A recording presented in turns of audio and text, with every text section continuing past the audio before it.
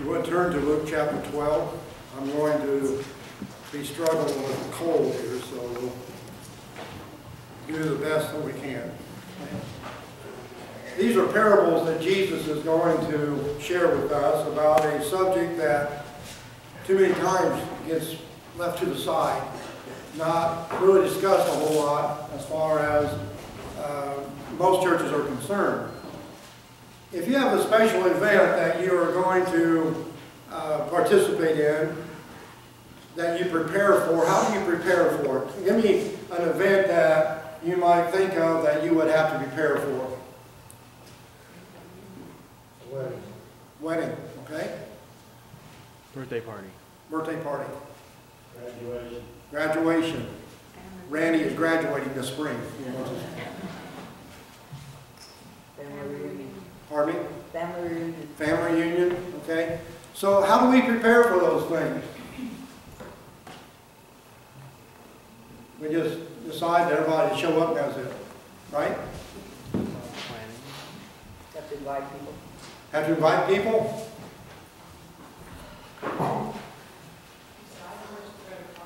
Pardon me?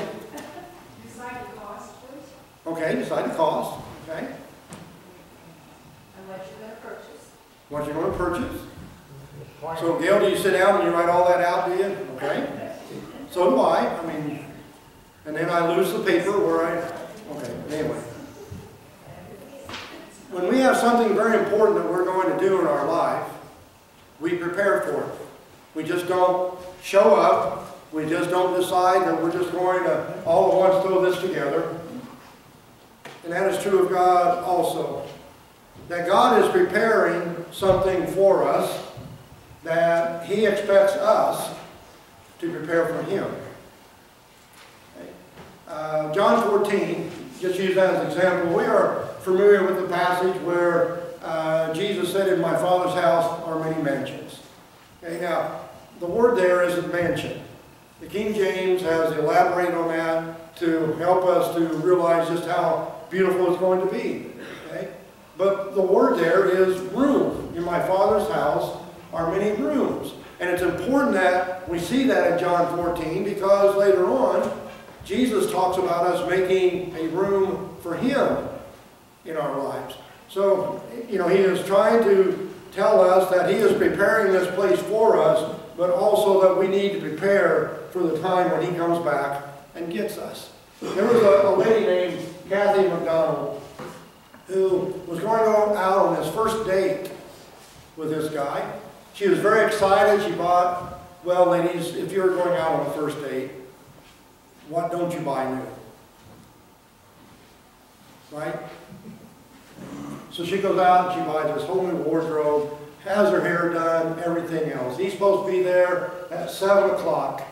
And she is sitting there waiting for him to come. It comes to 7 o'clock, no date. It comes to 7:30, no date. Finally, it's about 8:30, and she's so disappointed that she just takes her clothes off, puts on old clothes, is laying on the couch, watching TV. It's about 9 o'clock, and the doorbell rings. Guess who it is? It's her date. He sees her dressed in her jeans and her shirt, whatever she has on there, and he looks at her and says, "I'm 2 hours late, and you're still not ready." I don't know when Jesus is coming back. I don't know. Nobody else does either. Okay, and there's a lot of people trying to figure all this out, and they gain a lot of people listening to them because they've got this figured out what's going to happen. And it is interesting to me that whenever this subject comes up, either here in Luke or in Matthew 23 through 25, we'll look at that here in a moment, that Jesus dismisses the when. What He talks about is, you better be ready when I get here. That the disciples want to know, when are you coming back? And Jesus' repeated answer is, don't worry about the when. Be ready when I come. And sometimes I am concerned, and I'll get to this here in a little bit, that the church has fallen asleep. It's no longer a big deal about the second coming. The Newsweek come out with this atrocious article, is He ever going to come back? And the resounding answer from Jesus is what? Yes.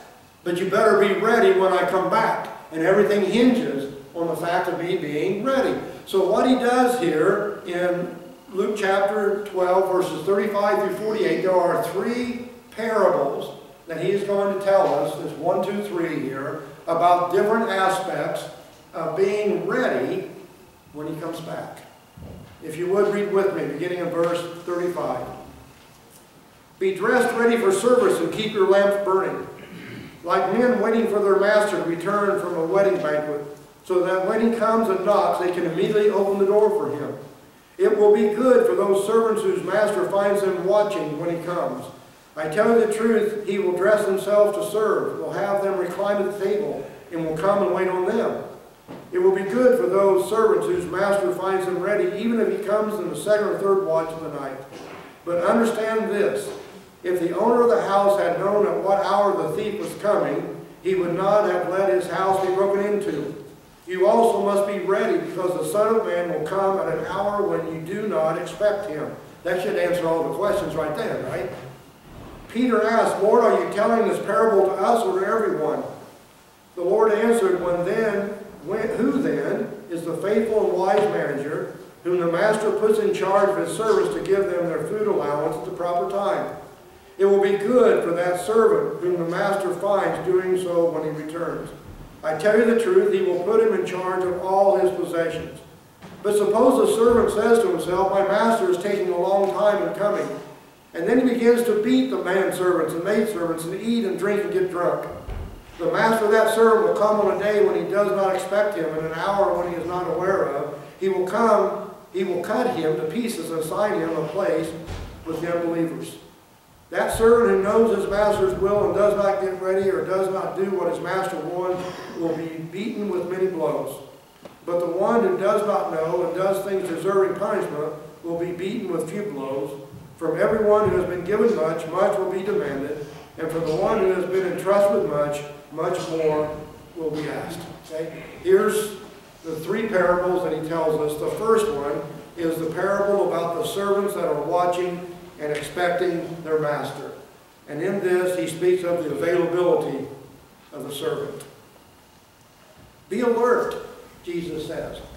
Be watchful at all times, that we cannot miss the opportunity to be ready. We cannot miss the opportunity to be serving God.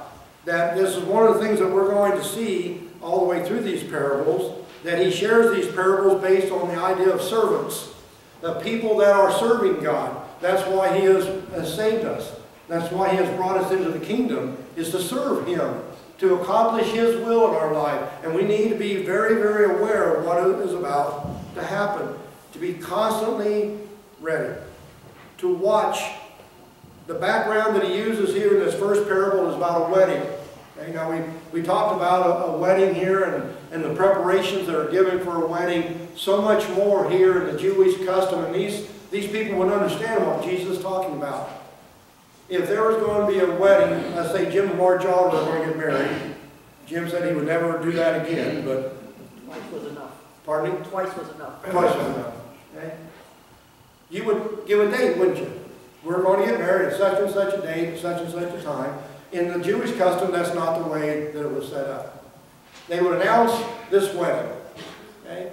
And the wedding would happen whenever the groom would come. So what does that mean about the bride? Got to be ready. When? Okay? During that whole period of time, the bride, who is the church, has to be ready, has to be prepared for the wedding. Okay? I remember a wedding I had here a few years ago. The wedding was at 2 o'clock and the bride showed up at 2 minutes till with no wedding dress on. She had to go downstairs. Do you think she was ready? Prepared? Is the Lord's church ready? Are we prepared? Or have we decided that the idea of this second coming of Jesus is some kind of myth and it really doesn't affect the way that we live anymore? Jesus says to be ready. Now notice, he doesn't say to get ready. He says to be ready. Now, you know, when I worked at Kmart many years ago now, was a department manager over building supplies, and about every 3 months I would go into work and people are running around 100 miles an hour. I mean, it was just scurrying everywhere. So I'd stop one of the assistant managers of the store and say, what's going on? Well, we just got a call, the district manager is coming. So we're running around to get everything straightened up and get ready for him to visit the store. But if you do your job every day, you don't have to run around and get all these things ready. You don't have to rush because he is coming. When is Jesus coming? I suppose we better be ready now, hadn't we? And so I think that we don't believe that could happen today. I don't know what we think at times. Because, you know, in funerals, most of the times I will bring up the idea that we believe as human beings that we will live forever. We believe that those people that we love will live forever. And why do I conclude that? Because if we didn't believe that, we would live a whole lot differently than we do. We would not be scurrying after the things of this world. We would be spending the time in things that are far more important with people and those type of things. So we're not ready. We're never seem to be ready. And the day is coming, and it doesn't have to be any panic. The servant is watching.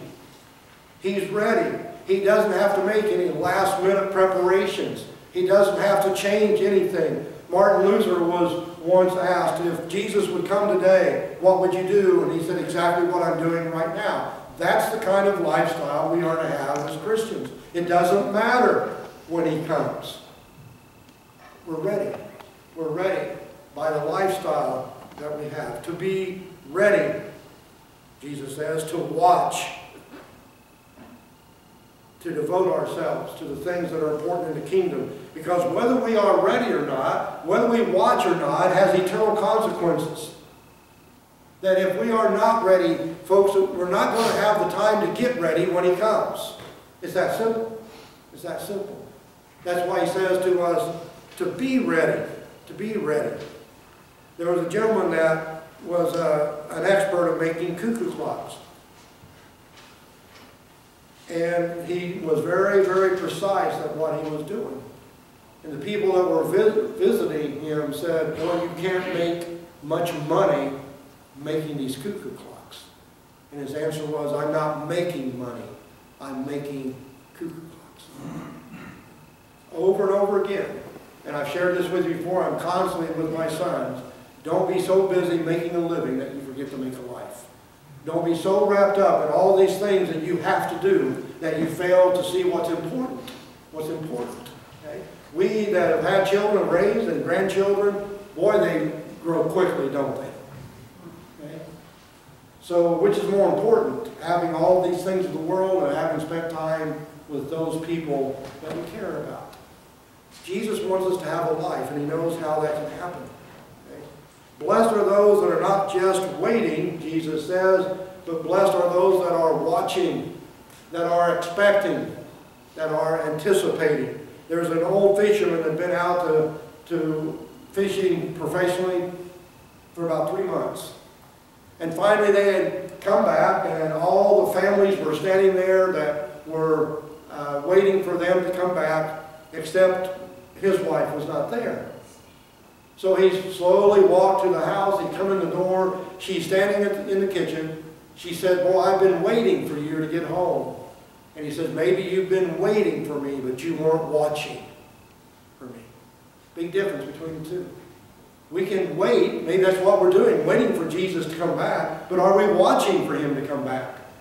Are we prepared for him to come back? To watch for his return. So that's the first parable that Jesus tells us, is the servant is watching, he's available as far as the king is concerned when he returns. The second is the awareness of the servant. This is the parable about the thief. These are servants not expecting the master. They are not looking for the master. They are persevering. But Jesus says we need to be busy doing his will, that we can't give up. There's too much at stake. And it's always a great concern as I see people drift away from God. I see people that once believed and for some reason they're just drifting away. And it concerns me greatly because it's not going to be, I can't stand before God and say, you see what I did for the last 30 years. God is going to ask, what are you doing now? What is in there in your life now? And people that are giving up with too much at stake. You see, Jesus, when he refers to a second coming, he never speaks of if or when. It's unpredictable. However, it's not unexpected. I don't know when, but I know he's coming.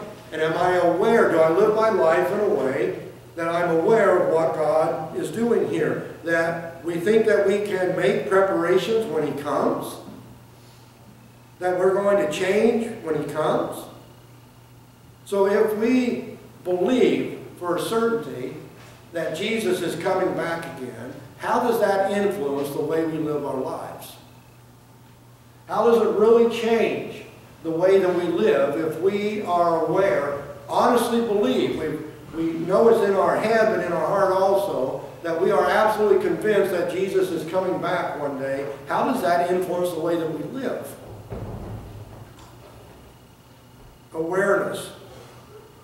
Somebody's coming. In fact, we can take the Bible and divide that up, the whole Bible into 3 parts. Someone is coming, someone is here, and someone's coming back. That's how it divides itself up here. So if we really believe all 3 of those, it should change the way that we live, except that the world seems to lull us to sleep sometimes. We take our eyes off Jesus, we lose the reality of what's going on here, and when we lose the reality of what's going on, we become defeated in life. We lose our hope. And in a very unexpected time, we fail to wait. We fail to watch.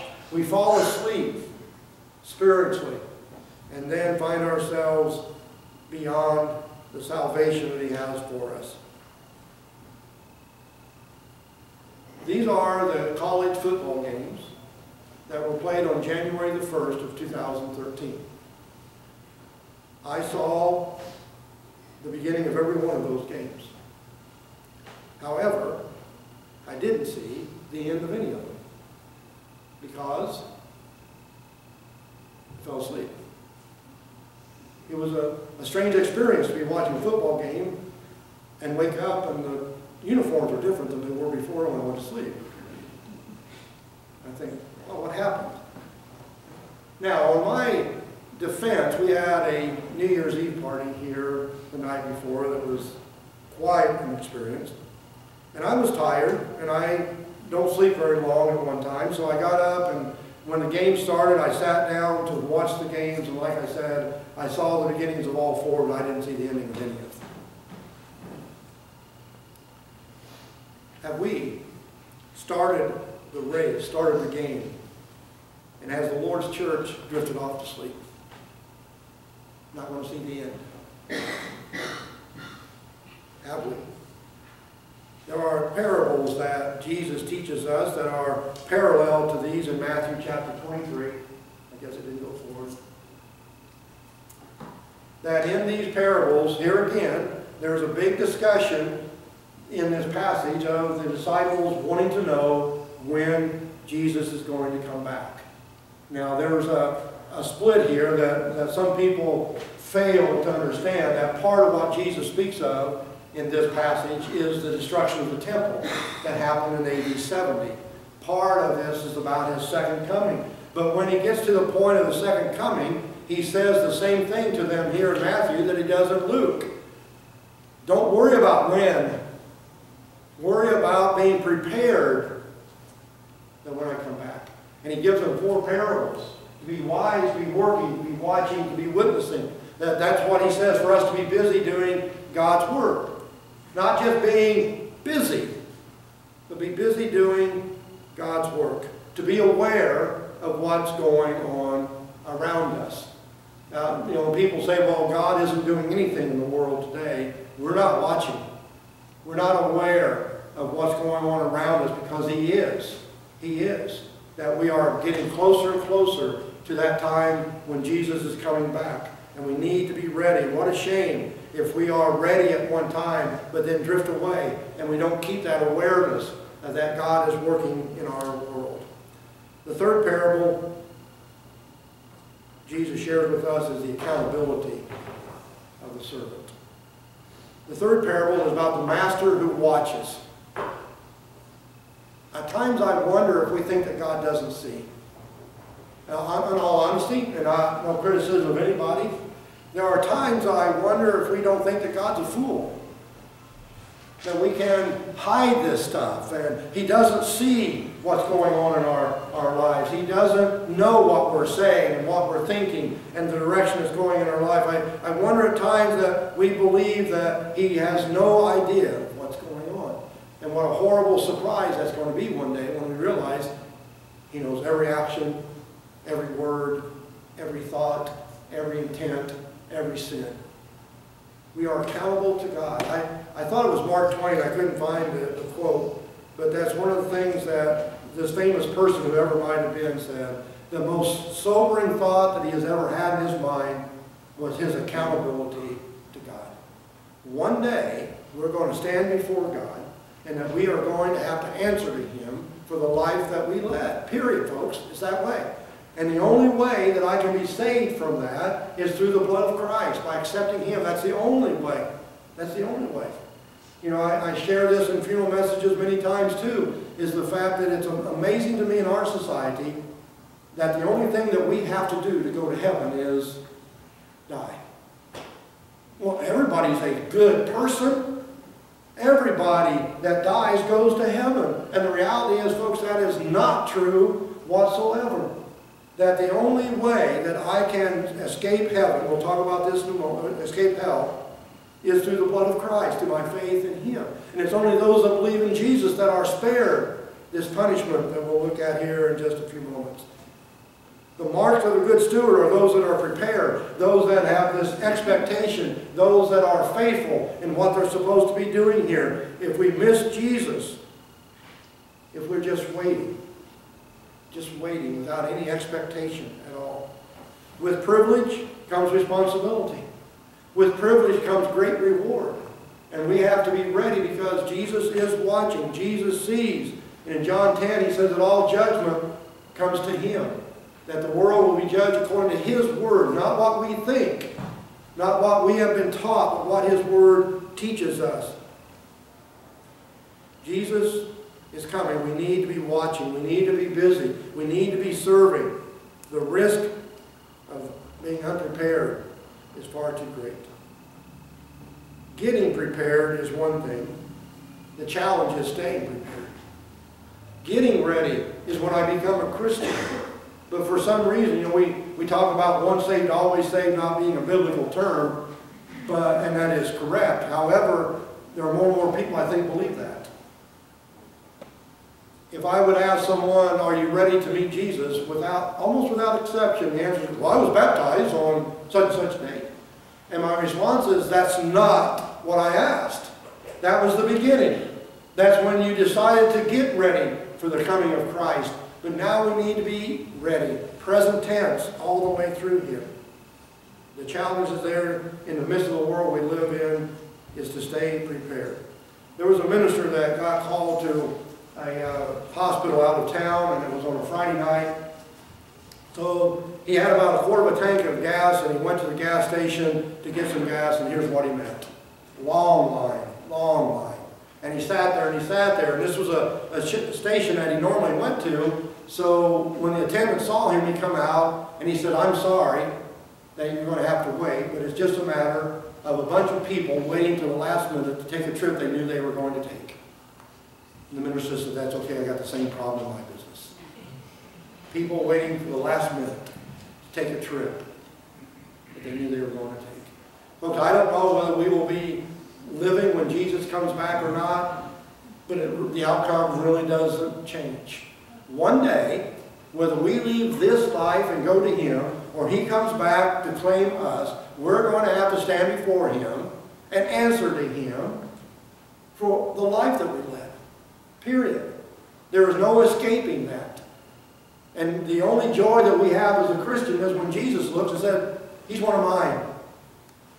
He's one of mine. But even then, in 2 Corinthians 5, the Apostle Paul writes about this time that we're going to be judged by what we did in our life for Christ. most sobering thought is our accountability to God. There was a sailor that was not obeying his orders as he ought to. And they tried and they could not get him to straighten up. So finally the admiral went to talk to him. And he sat down with this young man and he said to him, I can't make you obey my orders, but I sure can make you wish you had it. Jesus isn't going to force us to do his will in our life. But there's going to come a time, if we didn't, that we're going to wish we had it. That we need to be reminded that if we are responsible as stewards, now when I say stewards we think of money, but it's money, it's time, it's talent, it's our life period, that if we are responsible, we're going to be rewarded. If we are irresponsible, there's going to be consequences to what we have failed to do in our life. It's far too important to take that chance. In Luke chapter 16, I believe it is, that Jesus tells us, let me do this because it may be 19, or maybe, okay, it looks like it's 16. I was right in the first place. Okay. It is called the parable of Lazarus and the rich man. However, I do not believe it's a parable. I believe it's an actual event, an actual experience, an actual account of something that's happened. Okay? Now, I'm not going to go into that. The reason I come to that conclusion is the fact that it violates every rule of a parable anywhere else in the Bible. That here's this story, and basically, and without going deep into this, if we look in this section through Luke 16, that basically what Jesus is speaking of is the misuse of money. That people that are hoarding the money for themselves and not sharing it the way God intended. However, in this account that Jesus gives us, there is this poor man named Lazarus. And it says that even the dogs licked his sore. He had nothing. He lives on the street. And then there's this rich man. And this rich man was very selfish, evidently, with what he had. And when the time comes, then it simply says the rich man died. What we read in this account is the fact that as soon as this rich man gets to this place of hell or Hades, whichever word you want to use to translate it, what's his response? He wants him to go back and tell his brothers. Okay, that's it eventually, but the first one is what? His finger. Just a dip of water in the mouth. Some relief. Some relief. When he gets there, the first thing is that he is in such torment and such punishment that he is asking for some kind of relief. And what does Abraham say to him? Sorry. Sorry. There is a gap between us. Where you are at, you're at forever. There are no second chances. There is no second gospel being preached. There is no opportunity for you to change. You had your opportunity, and that's the way it's going to be. And then, it gets so bad, he says to Abraham, send somebody to my brothers. Keep them out of here. Isn't that interesting? He had nothing to do with God his whole life, but a second after he goes to hell, he's a soul winner. He's an evangelist. He wants somebody to preach to his brothers so they don't end up there. And the famous statement that Jesus makes there is that even if someone from the dead came back from the dead, if they won't believe that, speaking of himself. We're talking about a reality here, though, that we are going to answer. That we are accountable for our lives and the responses that we've made to God in the midst of all that. And then he tells us that if I know the truth and I don't obey it, my punishment is going to be greater than that person that doesn't know. It's not what I used to do. It's not what I used to, how I used to serve God. It's what I'm doing now. There was a man and his wife that were asleep in bed one night, and the grandfather clock rang 14 times. And he jumps up and he yells to his wife, Nellie, Wake up, it's later than it's ever been before. It is. It's later than it's ever been before. If every day a bank would give you $86,400, and at the end of the day, they would take back what you didn't spend, didn't use, and you would just lose it, what would you do? Come on, tell me what you would do. You're going to make sure what? Go on now. Spend it all. Absolutely. Every day, God gives us 86,400 seconds. And He's going to take back that which we don't use. Jesus is coming. Which servant do we want to be? Those that are not watching? Those that are watching? Those that know that they are accountable for the life that they are living? There was several years ago, I still had the 3 cats, and there was a noise in the fireplace, and I couldn't figure out what it was, and just for the sake of being kind to all of you, I found out what it was when it came out in the living room. Now, he didn't look like this, okay? I don't think. Really never got that good a look at him. Maybe, but I knew that if I put a real bat up there, everybody's going to go, oh, and you're going to miss the idea of the story. So this bat comes flying out in the living room, and all 3 cats are sitting there. And their response was amazing to me. Allie, my female cat, well, she was on that bat like that. In fact, I eventually had to call Josh to come over and hold Allie so I could get to the bat to kill her, because she was just right there on this bat. Jazz, another female cat, sat at the door of the living room and just watched. Jess, and he left. He was doomed like that. He's not going to come back for quite a while. Okay? That's how people respond to Jesus at times. That we are, like Allie, we're right there. We want to get as close as we can. We want to see what's going on. There are those that decide they're just going to sit back and watch, and others want nothing to do with it. Which one of these servants are we going to be in the midst of this? Jesus' return is a major theme in the Bible. It ought to be the major concern that we have in life. If you are like me, I am certain that you have family members and friends that are not Christians. How much does that bother you? Have you ever read a sermon by Jonathan Edwards? Sinners in the Hands of Angry God. Are any of you familiar? Okay, Robin, the educated one here. Unbelievable, unbelievable stories. Unbelievable revival that occurred because of this sermon. And see, in the midst of this sermon, he explained to people that sinful people that have rejected Jesus, that are outside of Christ, are hanging by a thread over the fires of hell. And at any time that thread could break, they could be lost forever and ever. I know of family members, I know of friends that are in that spot, hanging by this thread. Hanging by this thread. How much does that bother us that these people are lost? We don't want to offend them? Wow. So, if I'm walking down the street, and what is it? It's Don Hemp, right? Is that your real name, Don? Okay. I call him by every other one. So I'm walking down the street, and I look over, and Don and Cheryl's house is on fire. So I walk up to the door. Well, first of all, I'm going to stand out there on the street for a while, deciding whether I should really go up there and say anything. I mean, it's not my house.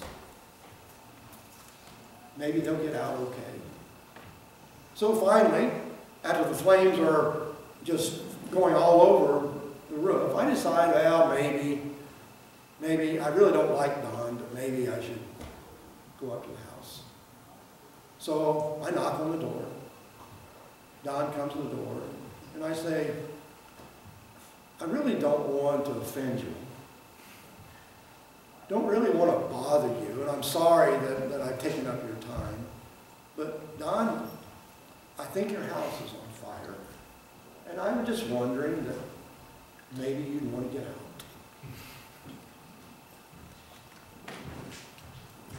Right back, not the way we're going to handle it. What are we going to do? We're going to see the house is on fire. We're going to run to the door. We're going to beat the door down and yell, "Get out, Don, your house is on fire." There are a lot of people in our community, friends and family, that their house is on fire. But if they don't get out, it's not going to go very well. You read these parables, how many times Jesus says it would be good for this servant to be ready. It would be good. It is our responsibility that we are ready, but it's also our responsibility to get other people ready, to share with them a message that they are in grave danger. Grave danger. How much does it bother us? The most critical decision that we will ever make is this decision. For or against. Accept or reject. Either one. This is going to be the most crucial decision that I make in my life because it has eternal consequences. So, have we decided we're going to play around with this? That we're going to play religion? That we're just going to have a good time and not realize? I was at a church one time. Won't tell you which church it was. I would be embarrassed, I guess. But there was a person that was speaking. And one of the things that they mentioned, and it is true, you know that Jesus speaks more times on hell than he does on heaven. Are you aware of that? So this speaker started in on that direction of the eternal judgment, the punishment that is going to wait for those people that reject Jesus. And the preacher of the church jumped up and went to the pulpit and said, "Oh, we don't talk about stuff like that here. We don't want any negative vibes in this church." Wow. The theme of the parables here is to be ready. There's no second chance. There's no, whoa, let me do a do-over or something, God. There's no second chance. There was a group of people that were traveling to the Italian Alps, and on the edge of the Alps there is a place called Lake Como. And this group was there visiting, and as they were visiting, they came to this garden. And it was absolutely manicured. There was not anything out of place. It was just absolutely perfect. So the gardener is out there, and he is finishing some things up, and a couple of people from the group go to him. They start talking to him. So when's the last time the owner of this garden was here? And he stood there and thought for a few moments. He said, "Oh, probably been about 15 or 20 years. And you keep this perfect when the owner doesn't come to visit?" And the gardener said, "Yes. Yes, I do." And they said, "Well, you keep this garden as if you think the owner is going to come tomorrow." And very quickly the gardener says, "Today, sir. I keep it as if he's coming today. Because there is no tomorrow. There is no tomorrow." How serious do we take this, folks? I mean, this is, I don't know how much more to emphasize this. I am to live my life each moment of each day as if Jesus is coming back this moment. Because that's where I will stand judgment for him. We need to be aware of the reality. We need to make ourselves available to what God wants us to do in our life every moment. Every moment, because I don't know. I don't know what the next second holds. Neither do any of us. Any of us. Today. The book of Hebrews says today is the day of salvation. Today is the day that we need to make that decision for him. The only way that we will escape this terrible judgment is if we are washed in the blood of the Lamb. That we have accepted Jesus and we have accepted him as our personal Lord and Savior. Hymn number 376 is our hymn of invitation, dedication. You can do, as any sermon I preach, whatever you want to do with this. But is it worth the risk of not staying awake? Is it worth the risk of not being ready every moment? Because you don't know the day and the time and the hour your master is going to come. Let's stand together. We're going to sing the first and fourth verses of